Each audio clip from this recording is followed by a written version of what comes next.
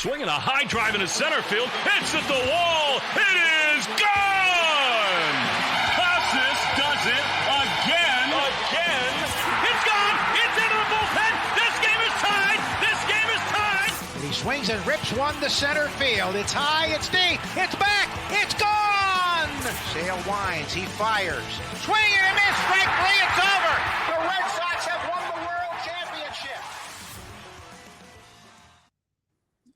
Welcome back to Play Tessie. It is episode 144. If you're listening on drop day, it's October 28th. This is the official podcast of Frederick Charles Freeman, Tyler O'Neill, the comeback player of the year according to the MLBPA, and all Canadian baseball players. We are so into Canada right now, man. Also known as the official Red Sox podcast of WEI. Before we get going, remember, hit that subscribe button wherever you're listening, wherever you get your podcasts. Subscribe, rate 5 stars, figure out how to do it. I know it's a pain in the... Not going to say it within 5 minutes, but it's a pain. But just we appreciate it if you guys do it. Also, check us out on YouTube on the WEI page. We have a Play Tessie playlist there. Thumbs up there on those videos. Subscribe to WEI. Follow us on all of our socials at Play Tessie on both Twitter and Instagram. Here with Sammy and here with Pat. And, man, it's just an October type of podcast coming for you guys today because the two most pressing discussions in Red Sox land right now are the World Series, because obviously the arch nemesis Yankees are in it and down 2-0, but we're not going to jinx it. So whatever we say on this podcast today, I swear to God, guys, do not jinx it. But we also had the Red Sox 04 Netflix doc released. And if you'd listened to our last episode, it had dropped on the day that we recorded, but obviously there's life, and we didn't have time to watch it before we recorded, but now we've all watched it, and we can just jump right into it because I thought it was terrific. You guys can give me your takes. I thought it was better than 4 Days in October, which is spectacular in its own right. Don't get me wrong, but this thing, they just went so deep into everything, and they set the stage so well. I mean, not only just talking about the history of the 86-year curse, but really going as deeply. You can't appreciate what happened in 04 without understanding everything that went into 03. And that was my first takeaway, was the fact that the very first episode was basically an entire hour just setting the stage. I thought that was awesome. Yeah, and I think that 03, as painful as it was at the time, and you guys always give me grief for being the old guy on the show. So I remember 03 well, and I just remember thinking as a little kid growing up, like my dad, all my uncles, all family friends, everyone who watches the Red Sox was always telling me they always lose to the Yankees. Just expect them to lose. And this was kind of like, okay, look, everyone was right. All the old people, they were right. And I think the first episode of the documentary did a great job of kind of painting the picture of how negative it was around Boston, and not like how it is today where it's negative, like they're cheap, they're not spending, but negative, like we are the little brother and we're never going to win. And, looking back on it, it's weird to say, I'm glad that 03 happened because it made 04 that much sweeter, episodes 2 and 3. But I really think they nailed it. I don't know if I'll say it's better than 4 Days in October. I'll put them equal. They're both great. They're both kind of different. But yeah, just the detail, the behind the scenes stuff. Grady Little. I couldn't believe Grady Little was in it. Just great job. What's Colin Barnacle? Great job. Barnacle Bonanza. That was really fun to watch. Yeah, I think Gordo, I'm kind of with you. I think it might be a little bit better than 4 Days in October, but I think the biggest reason why is just because they're so far removed from 04. You have to think back when they did 4 Days in October, some of those guys were still active. Theo was still in baseball. Like there were still they had ties places. They couldn't really open up. Now that they're all kind of pretty far removed, tired, guys are out of baseball, so on and so forth, you can get deeper in the weeds and guys will be a little bit more open about that kind of stuff. Like Theo went way more in depth than I think anyone thought he was going to about 03, roster construction, John Henry, the A-Rod ordeal, like the Tech and A-Rod fight. They got Jason Varitek to talk about punching A-Rod. He's never done. But again, it's just because it's so far removed. Guys are out of baseball, inactive, that you're able to get all of this like quote unquote new information out. And it was cool. Like the behind the scenes stuff, the deeper, awesome. Yeah, Yeah. I didn't even think about that. The fact that that them being so far removed actually, like, because you would think, oh, 20 years has passed, so their memories are going to be fogged. But actually, they're like so many of these guys not playing, not being a part of organizations anymore, or the Red Sox organization at least anymore. And the fact that, yeah, they are 20 years removed, but with the 20-year anniversary of the '04 season and the reunions, and obviously with Tim Wakefield's unfortunate passing, I think it made these guys go down that memory lane before they filmed this. So it's like, not only did you have guys far removed enough where they would be down to talk about things that maybe they wouldn't have otherwise have been down to talk about, but their memories have been jogged. It's not like they're shooting this from scratch. Like the only thing that I think, and this might have been my favorite part of the doc, but the only thing that I feel like it just like, oh, he was so far removed from it and like has told the story so many times that it just got changed, was the Millar thing on ESPN, where he thought that he thought they asked him, who do you think's going to be throwing you the ball from short? And actually they asked him, who do you want at short? Like everything else, so it felt like everyone, like this wasn't like the first time they talked about it in years, which is great. That was funny though. Like he forgot the question, and they told him, they even played the audio of the director, or whoever, telling him like, no, the question was da da da da, and he goes, oh, okay. Like kind of, I get why Nomar was mad at me. We definitely got to dive into the Nomar talk, because when I was watching this documentary, I kind of realized how much I had forgotten about that whole era of Red Sox baseball, and I think a good place to start, at least for me, would be the Nomar drama. How do you guys remember that? Or do you honestly remember? Yeah, Pat, do you remember it all? Because Pat's younger than me, and for me, the way it was, like, I was very fresh in this.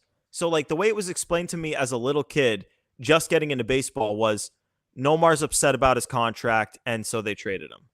So that's kind of just the interpretation I'd had about it over the years, not having really dove that deep into it. Pat, do you remember it at all?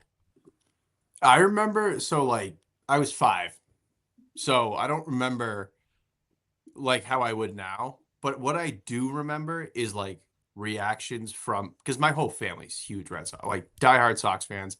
We had, for every game, I remember this, of every game of the World Series in '04, it was literally like Thanksgiving, but it was just to watch World Series games. Like we had 4 people packed to my grandmother's house. That being said, I remember around when Nomar got traded in like family parties, just all of my family being like, are you fucking kidding me? Like the whole fallout. But in terms of like that connection to Nomar, I never had that. Mm-hmm. I think the part that I kind of had a foggy memory on was how, like, I remember A-Rod got traded to the Red Sox, because that was like my favorite player in the world was A-Rod, which is why I fucking hate him nowadays. But I remember being really excited, really disappointed, and then really confused, like what's going on. And I can't imagine how different it would have been from a fan perspective to consume all this information had it happened nowadays, in the days of social media. Like, because the way that you would find out, at least for me, is I would keep on our family computer, I would keep MLB.com open, and I'm not exaggerating, every 5 minutes, I would run over and refresh the page. Refresh. Yeah. Go to sleep at like 9:30 when you're that young. Wake up in the morning, you check the paper, refresh MLB.com. And so it was just like, it was such a slow trickle of information and such like a emotional roller coaster. And I think that the documentary, a lot of people said it did Nomar dirty. I think it was very fair in the way that it presented all of that. It showed Nomar being frustrated, totally justifiable. Face of the city. I won't even say face of the team. He was the biggest athlete in town. He was pre-Tom Brady.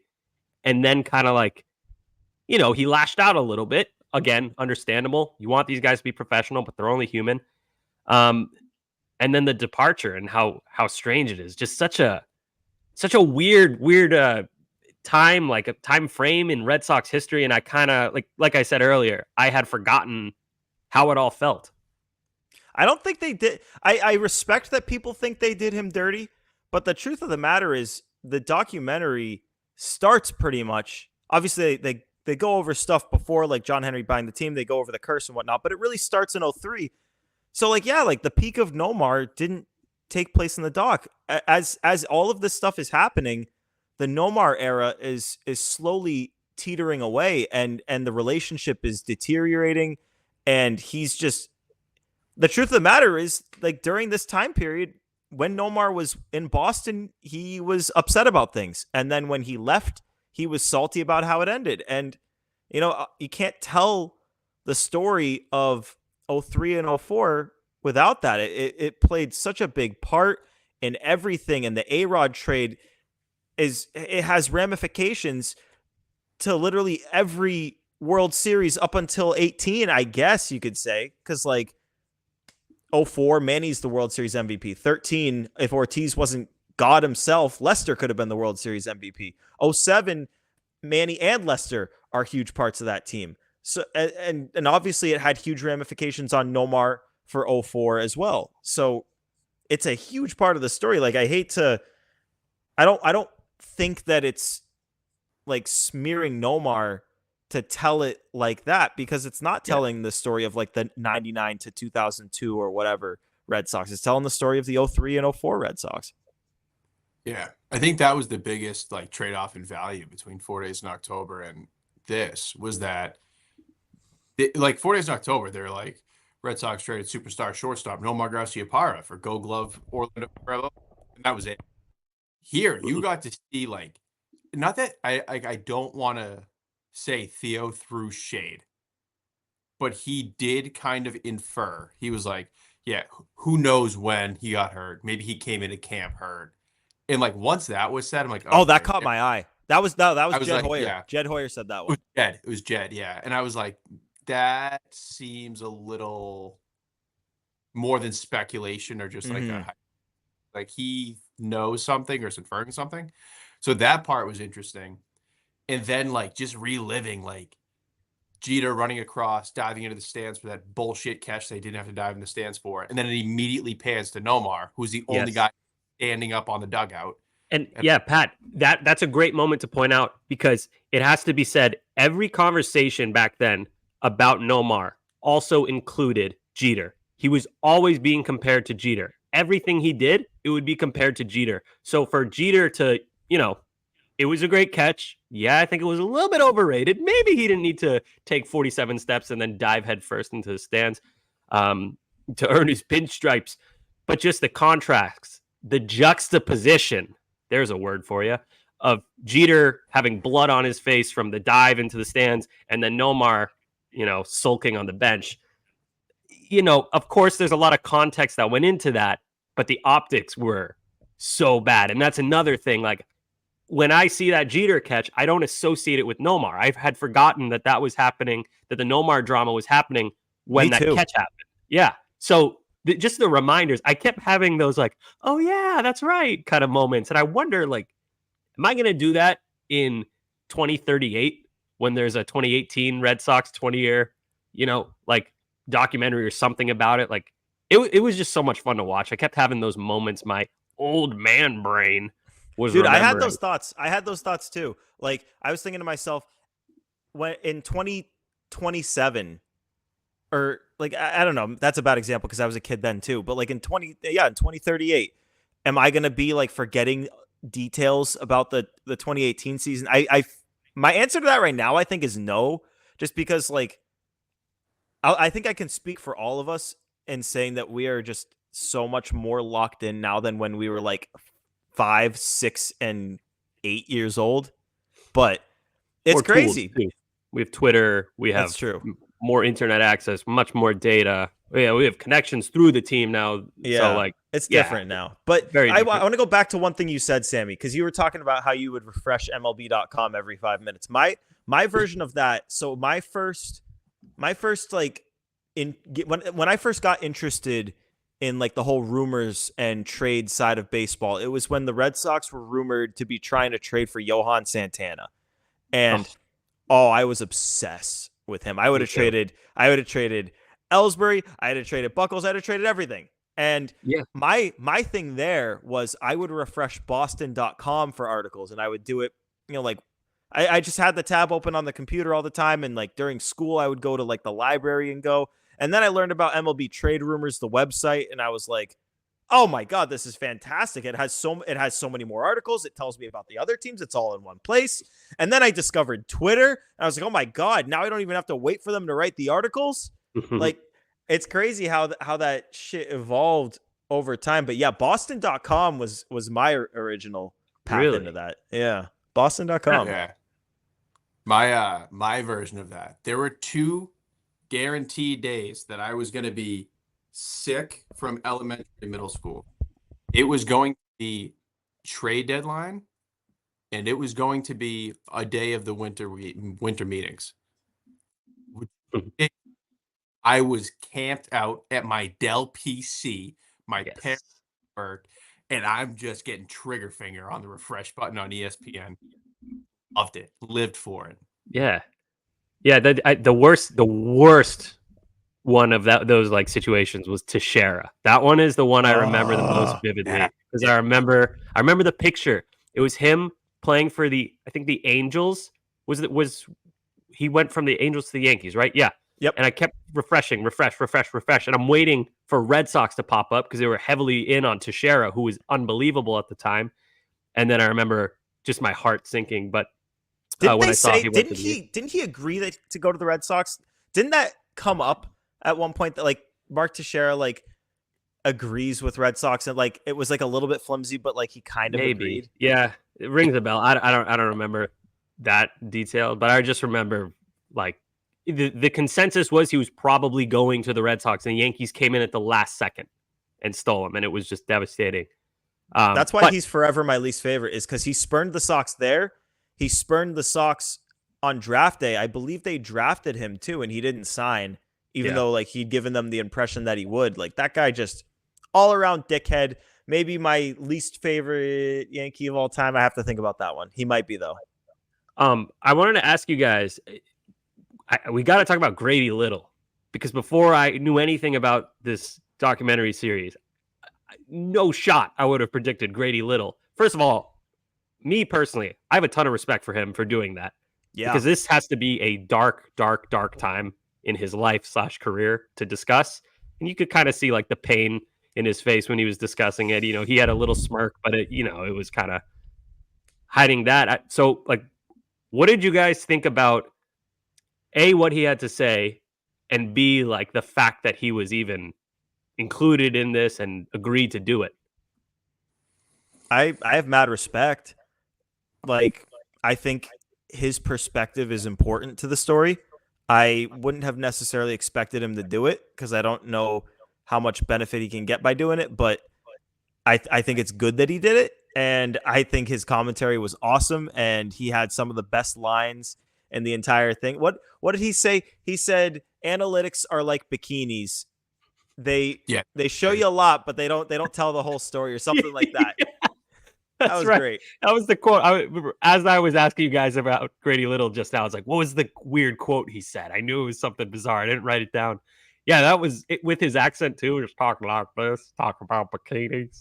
Yeah, it was. He was great. He was great, and I think the consensus around everyone who watched this is going to be that mad respect gained for Grady Little. Like, good job, man. Like you went on something. You talked about one of the probably the lowest point in his career, maybe the lowest point in his life.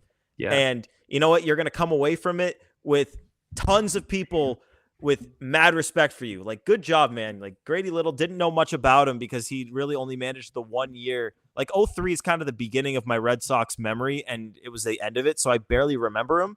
And now when I think about Grady Little, yeah, it was like right? I do gotta mention you guys were talking about really good quotes. I think my favorite was at the beginning of episode 2 where he said, in an election between me and Osama bin Laden, I wouldn't win.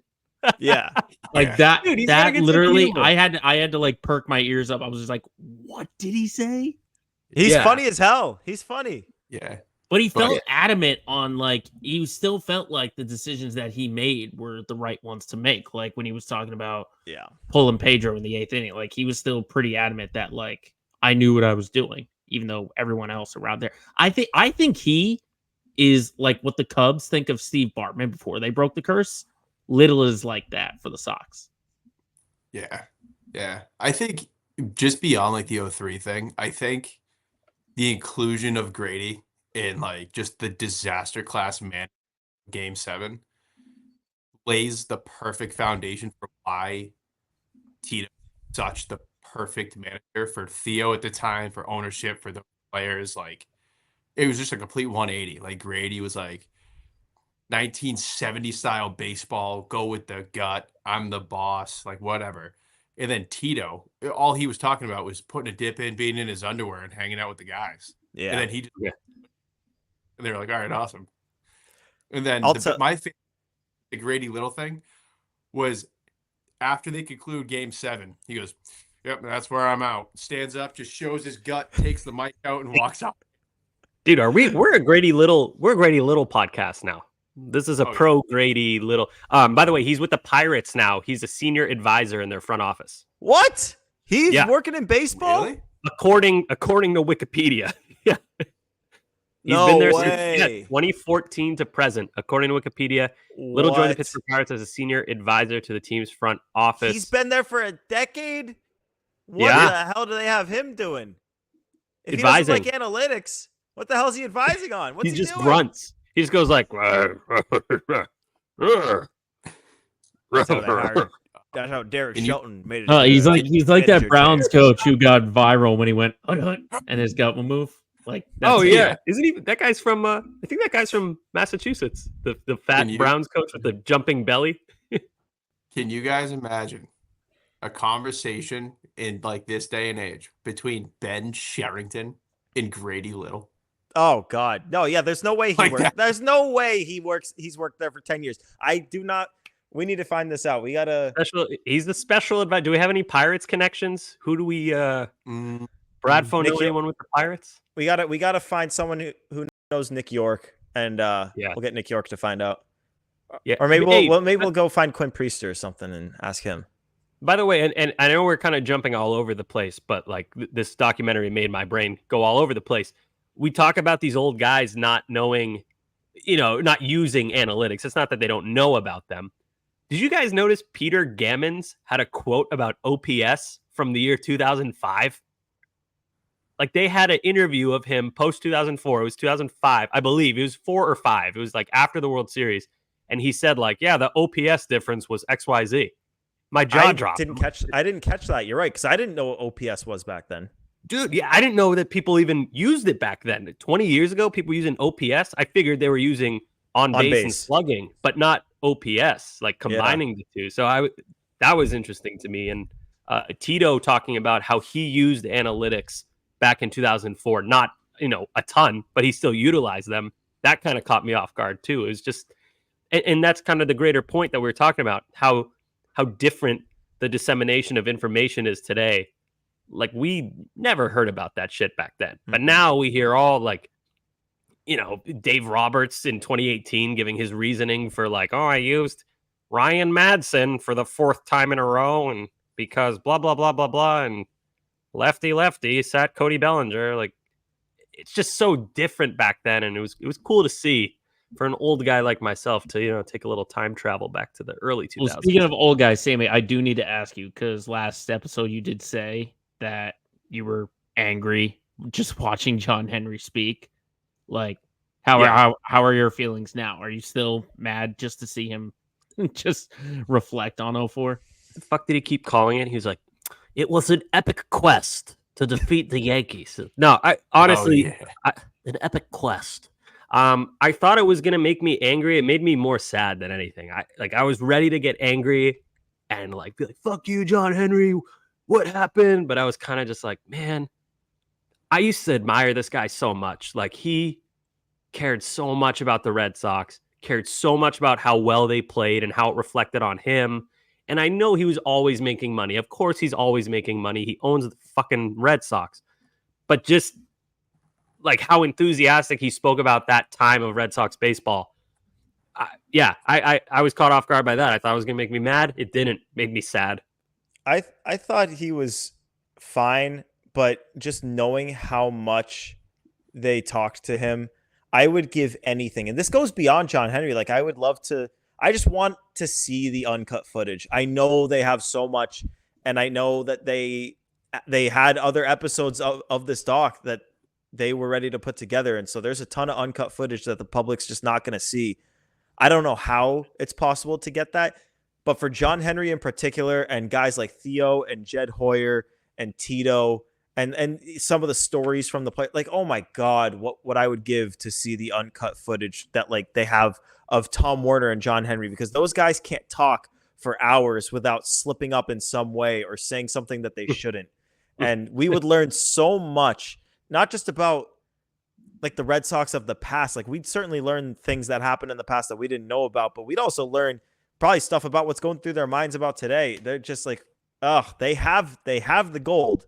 I want the gold. Yeah. And I was just thinking about John Henry, uncut. But yeah, another interesting thing about ownership was Tom Werner was very honest about his, like, how he was writing what do you call it? Like not a resignation, like basically like a thank you, Red Sox fans. Like, we fell short again, kind of. And he was writing that during Game 4 of the ALCS. I thought that was cool. I think the more and more I think about Tom Werner, which I hope is not a lot, the more I kind of,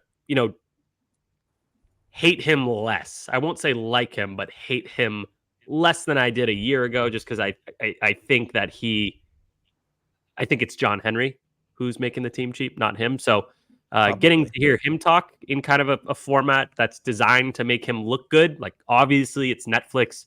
The Red Sox are probably only giving Netflix their time contingent on them having a say in the last cut. That's just how it goes. So, I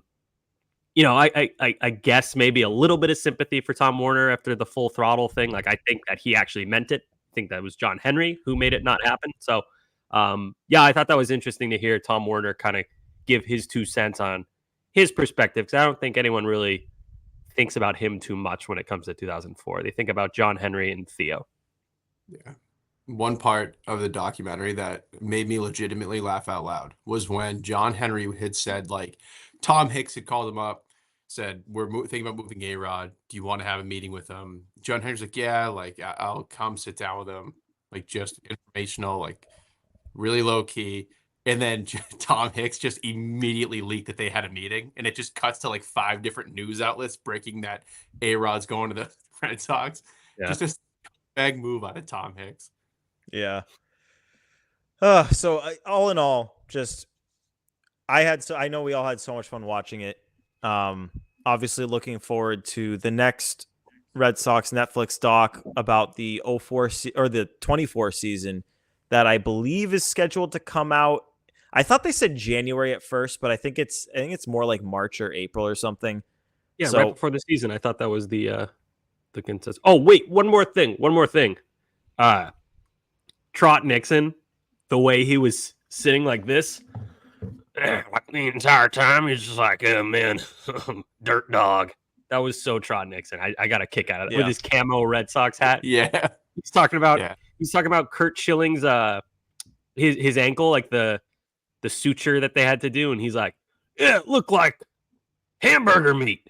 Yeah, Trot's funny. All the guys they were all terrific. All the players, like, they're exactly like they're portrayed exactly how you'd want to imagine they are. Yeah. Hey, and exactly how you'd like to imagine. Could say that about like Kurt Schilling. It just bums me out that he's such a hard guy to like, I guess you could say, because his story is so friggin' cool, and he just torched it. So it was cool to hear about, but like every time he talks about, or anyone talks about the Kurt Schilling stuff in 04, I'm kind of just like, I wish you were more chill, less douche, but You're not. You can't change a guy like that. But still a cool moment, just not as cool as it could have been. One of the very, very underrated funny moments in the documentary is when they ask, "How did you celebrate clinching the wild card in 2003?" And it cuts to Timlin. Not coming back to me right now. And then they cut to Derek Lowe. I have no idea. And it cuts to Kevin Millar. Goes, greatest night of my fucking life, man. Breaking it down. Oh, okay. One last thing. And then we can move on. Sorry, I just keep having. I love this thing. This was awesome to watch. Derek Lowe talking about how he had like no confidence whatsoever going into Game 4 of the ALCS. That was Game 4 or 5. Yeah, Game 4. Okay, that was pretty funny. He was just like, "Yeah, we got smoked the night before, facing the Yankees, backs against the wall." He was that's like how a lot of the pitchers talked. They like outside of like Pedro and Schilling, it was a lot of like, yeah, and I just kind of like found myself in that situation. Like, dude, I was scared. Like, I didn't know what I was doing. Like, I was just out there hoping for the best, man. Like, yeah. That was. I have to ask a question to close this up. Who do you think was the MVP of the doc? Pedro. Why Pedro? Why Pedro? I was cracking up watching this when he's doing like the remember. It just cuts to 2 clips of him breaking the Yankees' wrists with fastballs. He's like, I sent them both to the hospital. Just imagine like the ball the hospital, and the next guy. And he was so proud of it too. He's like, yeah, I like injured all of them. Remember. Yeah. Psychopath. Pat, who's your MVP? Jason Varitek's thighs. Oh, dude, he's got the most large thighs of all time. Shocking. But he was flashing those pasty things the entire documentary. Anyways, my real MVP. Honorable mention to Theo. A lot of good stuff. Content-wise, it has to be Kevin Millar. Kevin Millar was an absolute gold mine between the stories, the clubhouse stuff, even like the throwback, like video providing the footage. Yeah. Like his fingerprints were all over that thing. Holy smoke, lizards has already found its way into my vocabulary, and it will stay there. Holy smoking lizards. To see kind of like retrospect, just how integral he was in that clubhouse. Like he is the reason pretty much everybody got along. I do also love hearing Kevin Millar talk about when he got traded to Japan or was supposed to go to Japan before the Red Sox, and hearing him try to pronounce Chunichi. He's like, yep, Chunichi Dragons. Good try, Kevin. When I think about who the MVP should be, it's like you have to figure out which avenue you're going to go, because if you want to go from an entertainment standpoint, you could go with Pedro, or you could go with Millar, or you could go with Grady Little. If you want to go from a storytelling standpoint, I think your only choices are Theo and Jed Hoyer. It's tough. Millar kind of is the only one who kind of intersects both. Not Pedro? I thought Pedro did a good job. Like when he's talked about, or was this? I might be thinking Millar when Pedro asked him, "Who do you want on the Yankees?" after Millar got drilled, and he was asking Millar who he wants Pedro to hit on the Yankees, and he was like, "I pick Soriano." And then Pedro, I think it was both of them actually. Millar brought it up, but yeah, Pedro talked about it. That shit was so cool, man. But part of me also wants to go Theo, because like, goddamn, that A-Rod saga, the original A-Rod trade conversation stuff is so fascinating to me. Like, I'll go back and watch the special on that thing time to time. That shit is just so crazy. And like hearing the behind the scenes, and like, yeah, A-Rod was like, nope, you're coming here at 2 a.m. You're coming upstairs. A-Rod was in a fucking 3-piece suit and was like, let's fucking get down to business, because I'm buttoned up Alex Rodriguez. Like, weirdo, dude. Total weirdo. Yeah. Total weirdo. Theo's like a 20-year-old kid. It's 2 a.m. Let Theo sleep. Friggin' psychopath loser with that weird ass slap that he did on Bronson Arroyo's glove. Not a fan of A-Rod. Me right now? Oh, sorry, you were muted for a moment. Yeah, my mic just came unplugged, but am I good to go?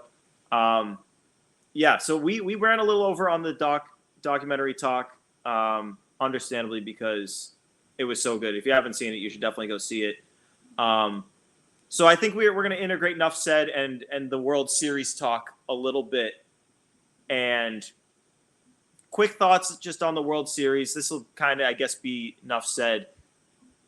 Game 1, Freddie Freeman, the hero, beats the Yankees in the first game. Just, were you guys watching it live? I was watching it live. I was shitting my pants. If Yankees take Game 1 in LA, there's just such a bad direction the series can go. And Aaron Boone going to Nestor Cortez. I don't give a fuck what Nestor Cortez's stats versus like the first lefty he sees are. Oh my god, the guy hasn't pitched in a month. You gave him the game. Thank you. That was so unbelievably stupid. When he went to Nestor, okay, where do I even begin? First of all, walking Mookie to load the bases. Questionable, but I get it. You want the lefty-lefty matchup.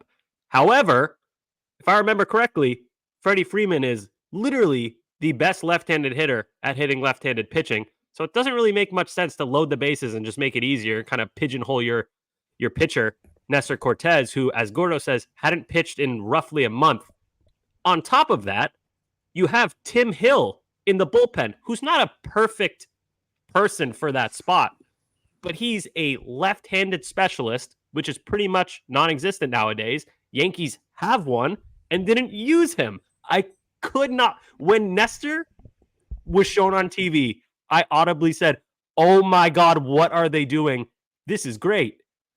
Like, that's like Buck Showalter not putting in Zach Britton 2014 or 15, whenever that was. That level of bad managing. That was so, I don't want to say painfully stupid because it was joyous to watch. So incredibly stupid of Aaron Boone. I could not believe he didn't go to Tim Hill there on top of walking Mookie to load the bases. Just crazy managing. I love it. Yeah.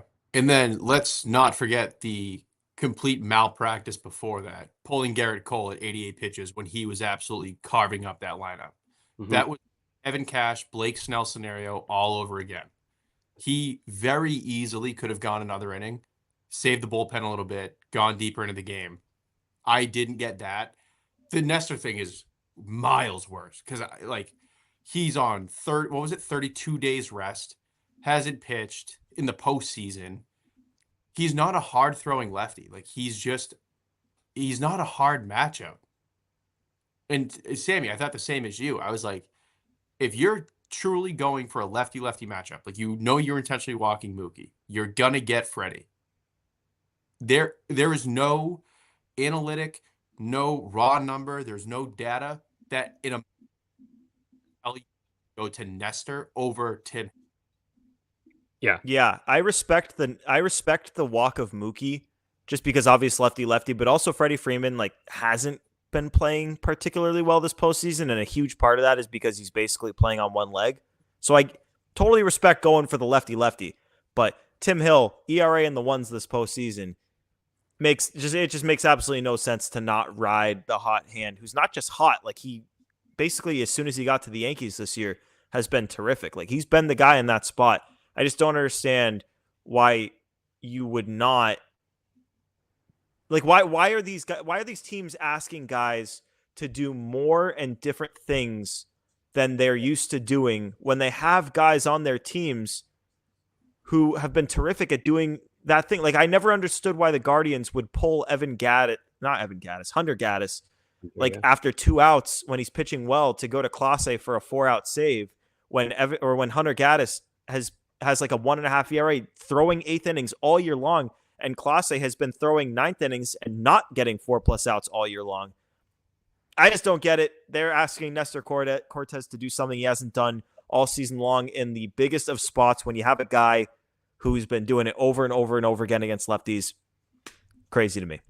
I don't get it. And Tim Hill's exactly who you want in that spot because Freddie Freeman doesn't really strike out. He's incredibly hard to strike out. Tim Hill doesn't strike out a lot of guys. He's a soft contact guy. It's perfect. He like I probably would I would say Tim Hill probably would have won. I would have been pretty confident if I were a Yankees fan with Tim Hill in that spot. 100%. Nestor, and that You pitch feel he okay threw- about it. You feel okay about it, but not as good as it's. You can't feel as good about Nestor in that spot as Tim Hill. No, he I don't threw- think he anyone got thinks that pitched. Nestor was going to blow it, but your chances of blowing it are far higher with a guy who hasn't pitched in a month and a guy who is not used to entering games in the middle of an inning and a guy who's not used to pitching. What was it? The 10th inning, just coming in at the 10th inning. Like, come and on. the pitch he threw, the one pitch he did throw, Nestor looked like a pitch that a guy would throw if they haven't pitched in a month. It was just a fucking meatball right down the middle, and Freddie. Oh my God, what a moment. He's my hero, man. He's my hero. That was incredible. And then the next day, Yankees fans complaining, being like, they're acting like this won the series. Can we relax? Like, oh God forbid they want that Major League Baseball wants to market the World Series by showing the first walk-off grand slam ever. Excuse me, Yankees fans. The world revolves around you. I forgot. So let's get a quick vibe check here. So obviously the Dodgers are up 2-0. That's terrific. But series goes back to Yankee Stadium, and Shohei Ohtani suffered, they say, a shoulder subluxation, which, Pat, you can confirm to me if I'm right on this. Basically means a dislocation? Yeah. Yeah? Okay, but they say he's going to play Game 3. With the World Series, you never know what sort of mind games teams are playing with the media, so, like, we'll see. But Dodgers are up 2-0. I think the vibe undoubtedly is you're teetering on wanting to be relieved, but I don't think as a Yankee hater you can get comfortable yet. My prediction before the series was Yankees in 5. That is off the table at this point, but I still think there is definitely, especially if Shohei is either not going to play or isn't right, there is definitely a path to the Yankees still winning the series if the Dodgers either don't have 3 of their future Hall of Famers back to back in the order, or if Ohtani, and not to mention Freddie Freeman, even though he's been playing great, he's still hobbled. So if those guys are both playing hobbled, and not to mention the Dodgers are going to be throwing Walker Buehler, who was not particularly good this season, obviously coming off a better outing in the postseason, and then a bullpen game. It's there is a path for the Yankees to get back into this. So I'm not getting comfortable yet. I'm not letting myself get there. Mm-hmm. And then Garrett Cole in the next game. So yep. I'm cautiously optimistic is the way I'd put it. I think if the Dodgers win 1 out of 3 of the games in this series, then they should be okay. I am very concerned about Game 4. I think Game 3 is kind of a toss-up. Game 4, I heavily favor the Yankees. That said, I believe it's Luis Gil who's supposed to pitch that game. A rookie who's way over his innings, his previous high innings total. Who knows? It's a tough stage. He's obviously never pitched in the World Series, so it is him. Okay, good. So while I do favor the Yankees by quite a bit that game, it's not like an 80-20 lean. It's kind of like a 65-35, like a healthy favorite towards the Yankees, but it's not like it's a lock. So yeah, cautiously optimistic is how I'd put it. I'm pulling up before we get your vibe check. I'm pulling up his numbers in that last game he threw against the Guardians. He was 4 innings, 2 runs, both earned, 3 hits, 3 walks, 3 Ks. So not the Luis Gil that we saw in the middle of the season. Not a disaster, but if you watched the game, he danced around. He was not locating his pitches. Pat, vibe check for you. Not a great lineup either. He's facing Cleveland. That's true. Yeah. Mid. Yeah. I still feel pretty comfortable with the Dodgers. The one reason I think they dropped Game 3, they're coming from LA to absolute madhouse in Yankee Stadium. They're also going from LA to the frigid New York at night. That's going to be an adjustment in and of itself. So venue change, weather change. Maybe I think they split. They're either going to win 3, lose 4. I don't think they're going to sweep. But I feel pretty good about the Dodgers in the series. Let's get series predictions from this point forward. What do you guys got? I'll say Dodgers in 7. I think it goes all 7. I'm going to go, I think they lose 3, win 4, win 6, or win 5. I think the Dodgers win at 5. I'm gonna match Sammy here, and I'm gonna go Dodgers in 7. I think the Yankees take the next one, so it'll be 2-1, and then the Dodgers go up 3-1, and then the Yankees win the next 2 to tie the series, and everyone's talking about collapse. But then when it's like a battle of like the all hands on deck World Series Game 7, I think the Dodgers have a little bit more in the bullpen than the Yankees do, and I think that carries them home. You got the Dodgers winning the bullpen game that they're throwing? Yep. Wow, I love it. Go Brazier. Okay, sorry, you're talking about game 4. Yeah, I'll take that. Yeah. You said because you said Yankees win and then Dodgers. Okay. Yeah. Don't you guys want to see the Dodgers though win at Yankee Stadium? Yes. Oh, Get get it all over of with them. as fast as possible. Yes. I think I speak for all of us when saying a sweep that makes it so that we actually can use the Yankees were only there because they had the easy path. And it gets us to the offseason that much faster. Like, the quicker the World Series ends, the quicker the qualifying offer deadline happens, the quicker everything gets started. That's why I'm on Team Pat. I'm on Team Pat. Dodgers in 5. Wow. Let's go. I love it. Okay, Gordo, counterpoint. If it goes all 7, Yankees will be slightly more tired in 2025. Boom. I like it.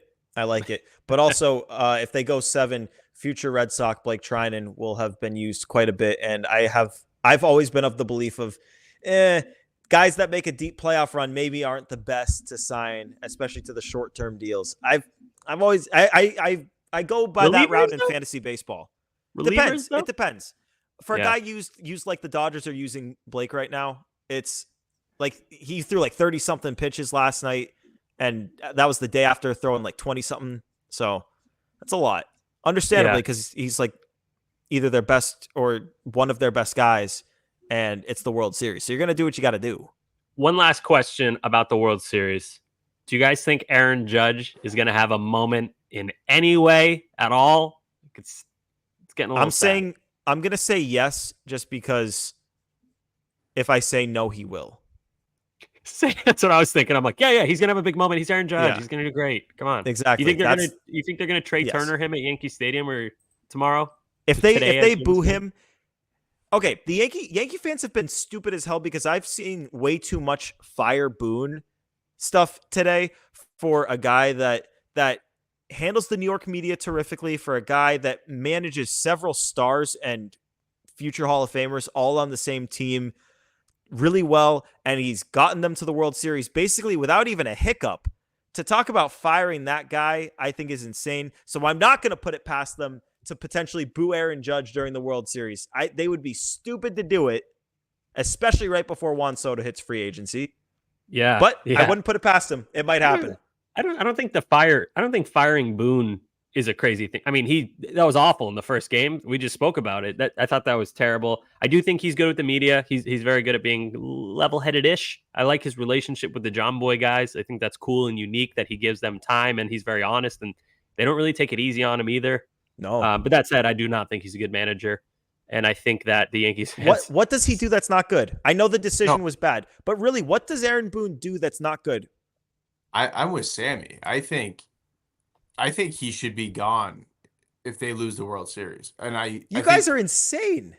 Well, he's got like these loaded teams, and they're perennially underperforming. Yeah. This is the furthest they've gotten, and they get to the stage, and he makes a terrible decision. We talked about them in the middle of the season as if they were a terrible team that only had 2 hitters, and now here they are in the World Series. But you have to remember, too, this is years of cultivation. This is falling short for, the 6th straight year.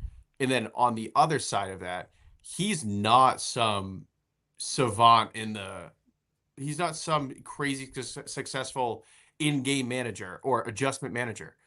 His lineup construction is really, really bad throughout the season. Would you move Judge? Either of you? Would you move him out of the... Yeah. Where's he hit? He hits third right now. It's Torres, Soto, Judge. Would you move him out of that spot? Yes. No. For Stan. Yep. No. I'm not going to let a few games of Stanton playing better than Judge overtake the fact that Judge has been the better player for 99% of the games for the last... It's been a month. It's been a month, and it's this specific stage, and that's been happening for multiple years with Judge. I don't know. I think it's really I get it, but Would it crush Judge's confidence? Who knows? Like, it's tough. It's tough to say, Gordo. You're right. It is unfair to just say he sucks. I don't think he's a great manager. Soto. What's up? I would just keep him there because it's the best Soto protection. Like, even though Stan's been playing better, like, you think way harder about Aaron Judge than you do about Stanton. And maybe that's why Stan's playing so much better. He's getting better pitches. I don't know. Maybe. I think that it's just weird with Judge. Like, I know A-Rod had this problem too. I don't know if you guys remember, pre-2009, A-Rod was a terrible playoff performer, and everyone would always get on him. He can't play in the playoffs, and then he just did, and they called him a god, and I wanted to throw up. Probably did throw up in 2009. I mean, it happened with David Price too. I think there are guys that can step it up in the postseason, but I'm not necessarily like I'm not a believer of this guy has played badly in the postseason, so you can count on him continuing to play badly in the postseason if he's typically a really good player. But I would probably leave Judge where he's at in the 3-hole if I were Boone, but I it's worth considering at least. A lot of Yankees people saying move the lineup around, and I think they're insane. I think Yankee fans have been acting irrationally as hell, and I get it. You're in the World Series. You overthink everything. They're in the World Series. They were brought up the opposite of what I described earlier in the episode, being told they win all the time, yet they haven't won in 15 years, so they're probably in a weird headspace. So yeah, I feel not 1% bad for them, though. No. Okay, real fast close before we get out of here. I don't know if any of you guys have enough said. I'm going last because I know that my enough said is the most important one. Wow. Ooh. Yep. It is. Wow. It is. Do I have enough said? I don't really have one. I got a new hat if you're watching on YouTube. Hold it up close. Nuts. It's a squirrel, and it just says nuts. Sick. There you have it. Let it be said. Let it be done. Nuts. Pat, anything from you? I got a quick one. So we all watch football here. You guys see the ending of Commanders Bears? Crazy. Yeah, I hit up our friend Zach Kelly. So, don't know if you guys have seen this yet, because I believe this came out as we have been recording. There's a video from someone in the stands from the end zone that the ball's getting thrown to. Tyreek Stevenson, who's the free safety on that play, is across. They're playing two back. So he's in the far side of the end zone, facing the crowd, talking shit as the ball is snapped. Turns, looks, sees the receivers are already 30 yards downfield, jogs over, and then he was the one who deflected it backward to Noah. Oh, man, that's bad. That is bad. Wait, okay, my enough said. Patriots won a game today. They ruined the Jets season. That's good. There you go. Aaron Rodgers has been in the darkness. He's been in the darkness. Got to embrace it, man. He of all the athletes who don't have any like legal or domestic issues, he's probably the most unlikable athlete out there. Him and Russ. That's a great way to put it.